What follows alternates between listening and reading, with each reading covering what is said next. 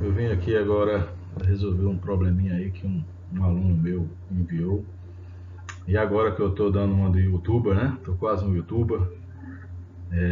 Resolvi, em vez de colocar no papel apenas, eu resolvi fazer um vídeo e colocar aqui a solução para que outros possam ver também. Talvez possa ser útil para alguém em algum lugar, né? Sidney, obrigado aí pela oportunidade. Espero que esteja compreensível, né? Espero que você consiga entender tudo direitinho. Qualquer coisa, põe um comentário aí. Algumas continhas eu não coloquei, mas eu acho que vai ficar claro para você, tá bom?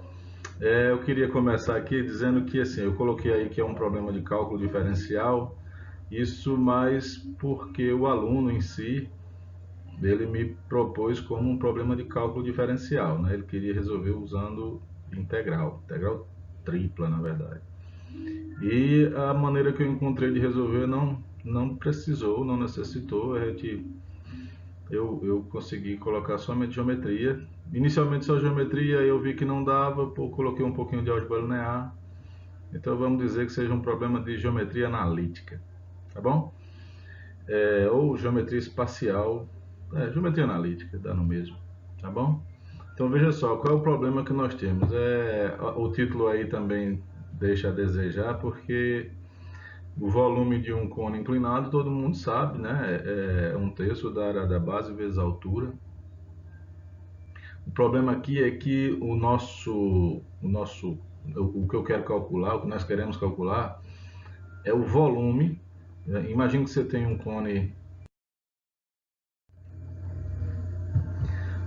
assim, disposto de acordo com essa figura aí, tá? E ele esteja cheio de um líquido, né? Como se fosse uma garrafa, uma vasilha. E aí esse cone ele foi inclinado, né, um pouquinho, e aí óbvio que vai derramar um pouco desse líquido. E a gente gostaria de saber qual é a quantidade que fica de acordo com essa inclinação que foi dada ao cone, ok? Então, eu não sei se ficou claro para vocês, mas nós nem temos a altura que esse cone vai, esse novo o cone formado pelo líquido, né? O sólido formado pelo líquido é também um cone. Ele não vai ter mais uma base circular. Eu espero que todos consigam enxergar que a nova base será uma elipse.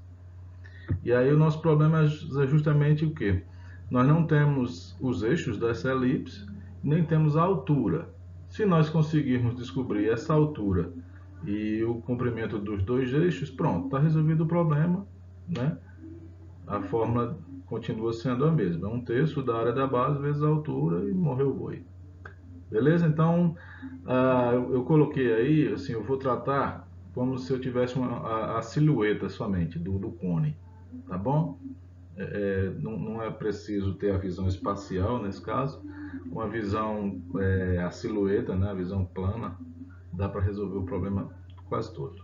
Então, suponha que essa aí é a visão de frente do nosso cone, né? O nosso cone tem, né, a base, que no caso está em cima, tem um círculo de raio R e ele tem a altura H. E aí o que acontece com o nosso cone, né? Ele foi inclinado de um ângulo que eu estou indicando aí por um φ, ok? E o líquido está destacado aí em azul também, num azul bem clarinho. A gente gostaria de saber qual é o volume desse líquido que ficou. Tudo bem? Então, eu começo por observar o seguinte. Esse ponto que eu estou chamando de A, ele tem coordenadas R e H, né? R na abscissa, H na altura. O ponto B, por sua vez, tem coordenadas menos R, H. E aí, como está acontecendo uma rotação, um giro de φ radianos, então a gente pode descobrir os valores do A' e B', né, as novas coordenadas de A' e B' simplesmente rotacionando os pontos A e B. Então o A' é o A rotacionado por φ graus, o B' é o B rotacionado por φ graus, não, φ radianos, por favor. tá ok? Esse R e φ é tão somente a matriz de rotação no plano, né? Φ radianos no sentido anti-horário. A matriz é essa daí, quem estudou geometria analítica e álgebra linear vai saber disso daí com certa tranquilidade. Quem não estudou, por favor, acredite em mim, que isso daí é a matriz de rotação de φ radianos, né, em torno da origem no sentido anti-horário. Então, você vai fazer a multiplicação dessa matriz, você põe o A ali como se fosse um vetor coluna, né, como fosse uma matriz coluna, faz a multiplicação e você vai ter o A' e o B' também na forma coluna e você coloca na forma cartesiana de volta. Então, veja, realizando essas continhas aí, o que a gente vai encontrar, né, é que o A' é esse catatal aí e o B' é esse outro catatal aí. Aí veja o que nós ganhamos, né, nesse primeiro momento. O B', a coordenada y dele, me dá a altura do nível da água, que eu estou chamando aí de a galinha, tá bom? Perdão aí a cacofonia, né, a galinha. A gente coloca quase sempre de propósito, né, para acontecer isso aí mesmo. Tá? Então aí já temos uma parte do nosso problema resolvido, que seria a altura do cone formado pela água, né, pelo líquido. E agora resta-nos descobrir os dois eixos, né, da nossa elipse. E aí, continuando, né, como é que eu vou proceder? Eu vou encontrar esse ponto D, que está aí, né? Aí veja, como é que eu poderia encontrar esse ponto D? Eu vou, né, enxergar aí, espero que vocês consigam enxergar também, que esse ponto D pode ser visto como a interseção de duas retas. A primeira é a reta BD, né? E aí, como ela é uma reta paralela ao eixo Y, então a equação dessa reta é y igual a uma constante, e no caso a constante é o H', que a gente já conhece, tá ok? E a outra reta seria a reta que passa por D e a linha, tudo bem? No caso, eu mencionei o D, mas eu não conheço o D, mas é uma reta que passa por a linha e a origem. Então o coeficiente angular dessa reta é o AY, né, o ΔY sobre ΔX, no caso vai se resumir ao AY, a coordenada Y do A', dividido pela coordenada X do A', que a gente conhece. Né? Então, dito isso, o D seria a interseção dessas duas retas, né? Igualando Y com Y, você faz uma continha aí básica, vai encontrar que a coordenada X é esse troço que está aí, né? O H', a coordenada X do A', dividido pela coordenada Y do A', e o Y é o H'. Tranquilo? E aí, qual é o meu interesse nesse D? Né? Veja só. Vou passar aqui para o próximo slide. Se você observar direitinho, né, a nossa elipse aí, ela está no nível da água, né? A distância de B' até D, ele vai me dar 2 vezes o eixo maior da elipse. Ok?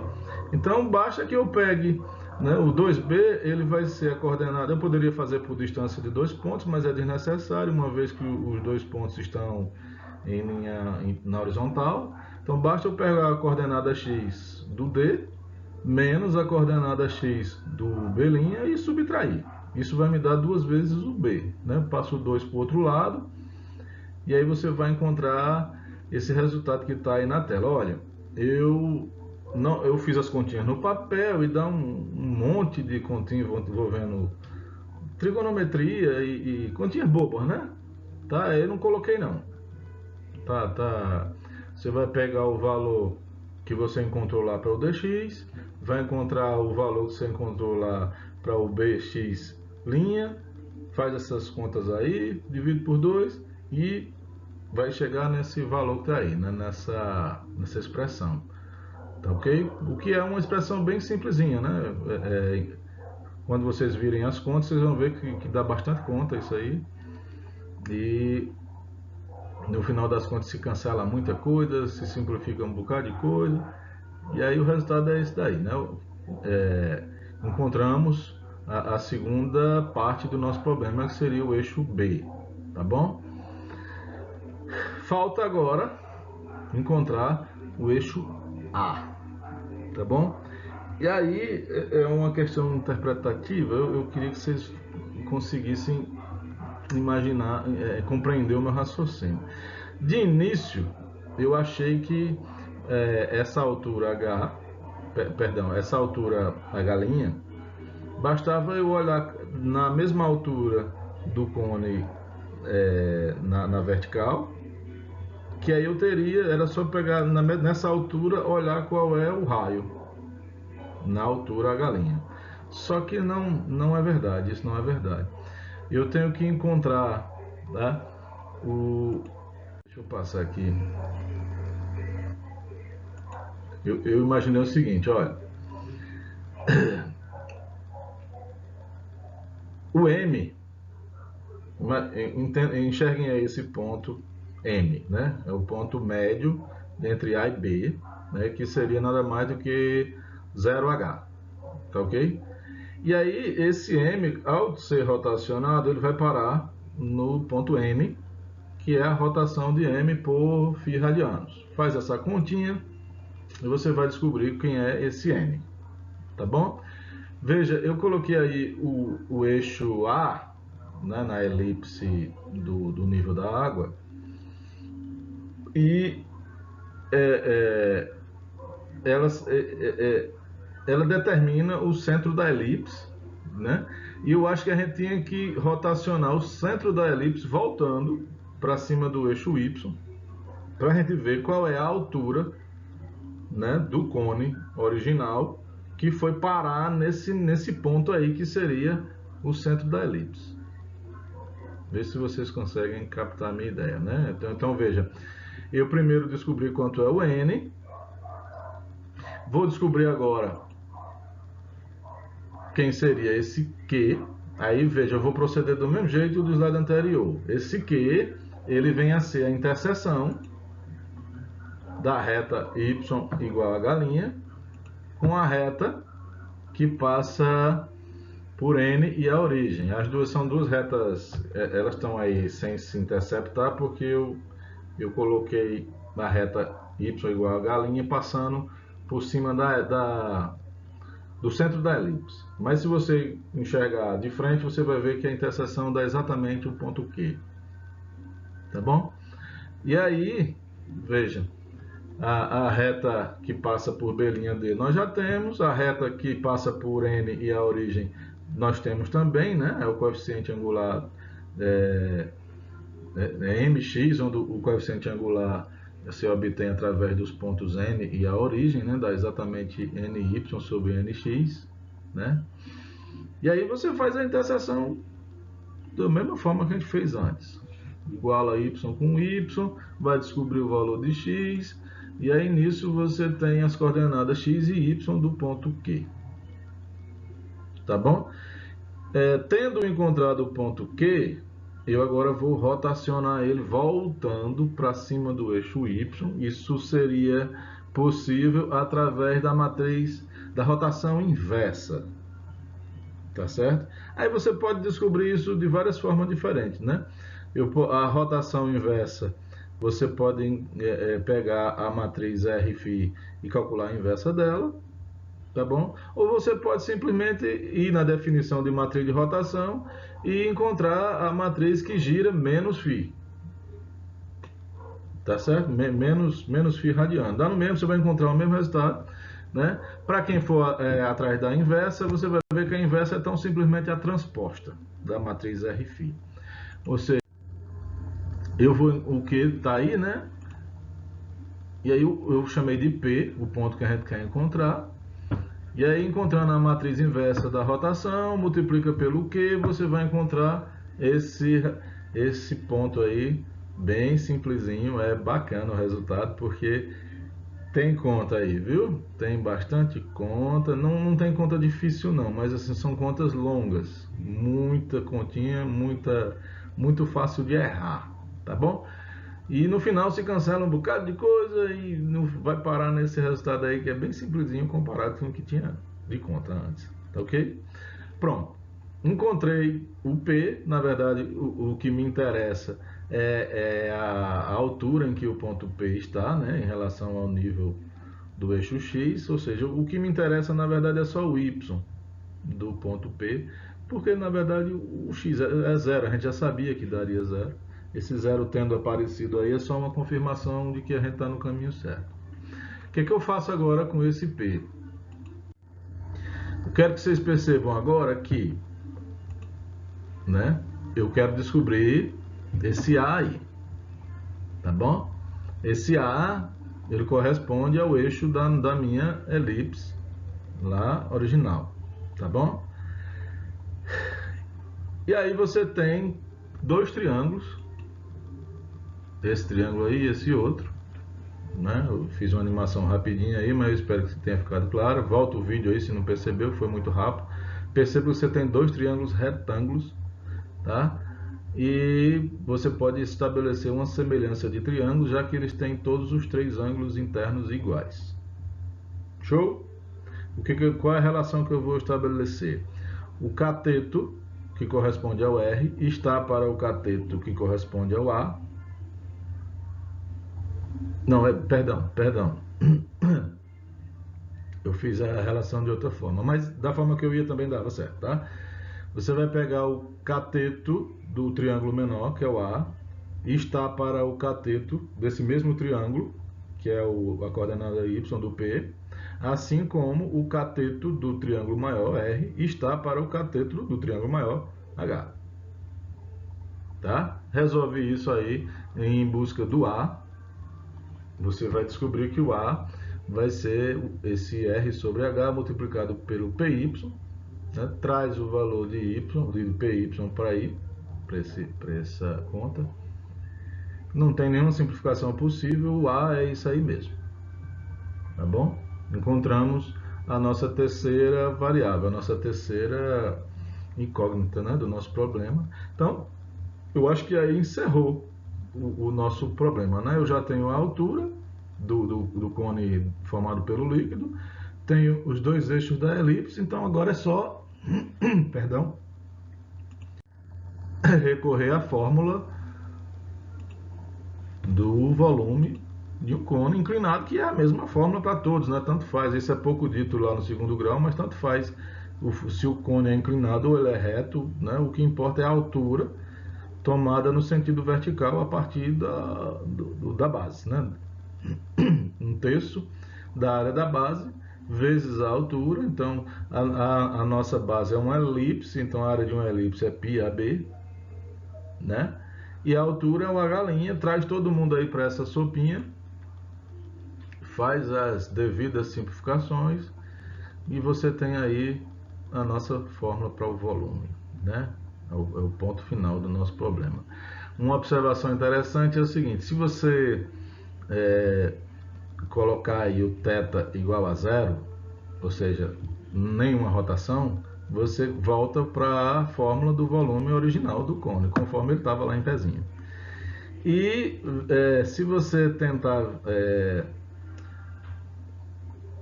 descobrir, vamos colocar de outra forma. Perceba que esse φ, o ângulo máximo que ele é possível ser rotacionado, é até a lateral do cone encostar no eixo X, né? Aí perceba que esse ângulo aí, esse ângulo você consegue descobrir aí facilmente. Quando você colocar esse ângulo aí na expressão, você vai ter que seu volume é zero. Por que é zero? Né? Porque quando você deitar ele completamente, não tem mais nada dentro do líquido, tá certo? Então é um sinal de que nós estamos certos. Bom, eu fico por aqui, espero que todos tenham entendido. Caso não tenham entendido, aí vê nos comentários aí as dúvidas. Eu tenho as contas ali todas nos papéis, aí se vocês quiserem eu posso fazer anexar aí. Eu não sei se o YouTube permite anexar alguma coisa. Mas bota o e-mailzinho que eu mando as continhas que eu fiz. Tá bom? Um abração, dá o like aí, tá? Fiquem todos com Jesus.